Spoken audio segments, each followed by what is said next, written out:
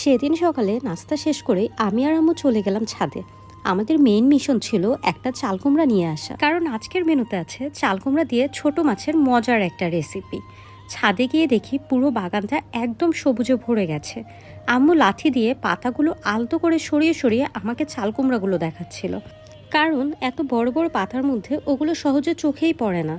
আমাদের ছাদ বাগানে শুধু চাল কুমড়া না, পুঁই শাক, কলমি শাক, মরিচ, লেবু, আমরা, সজনে পাতা, আরও অনেক কিছু আছে। এবার দেখে আসলাম আম্মুর ছাদ বাগানে অনেক পুঁই শাক হয়েছে এবং সবগুলোই প্রচুর ফ্রেশ। ছাদের একদম ফ্রেশ মরিচ ভাতের সঙ্গে খেতে যে কি মজা লাগে, একটা আলাদা ফ্লেভারই পাওয়া যায়। আর এখন তো জুলাই মাস চলছে, জুন থেকেই ড্রাগন ফলে পুরো গাছ ভরে যায়। আচ্ছা, তোমরা কি কখনো ড্রাগন ফলের ফুল দেখেছো?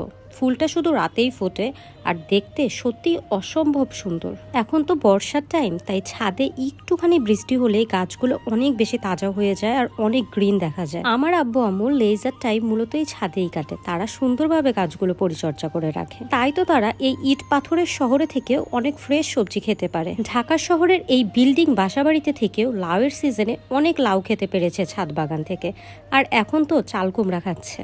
টুকিটাকি অনেক সবজি শাকই আমার আম্মু লাগিয়ে থাকে। আমি যখন আম্মুর বাসায় যাই আমি প্রতিদিন একবার হলেও ছাদে ঘুরে আসি, খুবই ভালো লাগে আমার। এই তো তারপর চাল কুমড়া নিয়ে চলে এলাম বাসায়। আম্মু রান্না শুরু করলো। হেল্পিং হ্যান্ড মোটামুটি সবকিছু কেটে ধুয়ে রেডি করে রেখেছিল। আম্মু মজা করে রান্না করবে। প্রথমে পেঁয়াজ আর মশলা সুন্দর করে কষিয়ে ছোট চিংড়ি দিয়ে দিল, তারপর চাল কুমড়াটা দিয়ে রান্না শেষ করলো।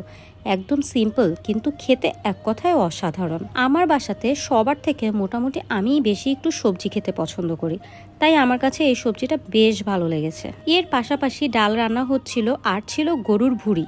এই গরুর ভুঁড়ি ভুনায় আম্মু একটা স্পেশাল মশলা বানিয়ে দেয়। এই মশলাটা কয়েকটি ধাপে আম্মু দিতে থাকে, এতে যে ঘ্রাণটা আসে সেটা সত্যি অন্য লেভেলের। বিকালে আম্মু বানিয়েছিল আমার অল টাইম ফেভারিট তেলের পিঠা। আমি তেমন বানাতে পারি না, তাই আম্মুর বাসায় গেলে এই সুযোগটা একদম মিস করি না। তবে এই পিঠা খাওয়ার আগে আমি আর আমার নেফিউ ভাবলাম একটু স্পাইসি কিছু খেয়ে আসা যাক। বাসার নিচেই নতুন একটা ফুচকা চটপটির দোকান বসেছে, সেখান থেকে আমরা একটু খেয়ে আসলাম। এই ছিল সেদিনের ছোট আপডেট। আলহামদুলিল্লাহ, এমন ছোট ছোট পারিবারিক মুহূর্তগুলোই আমার কাছে সবচেয়ে স্পেশাল।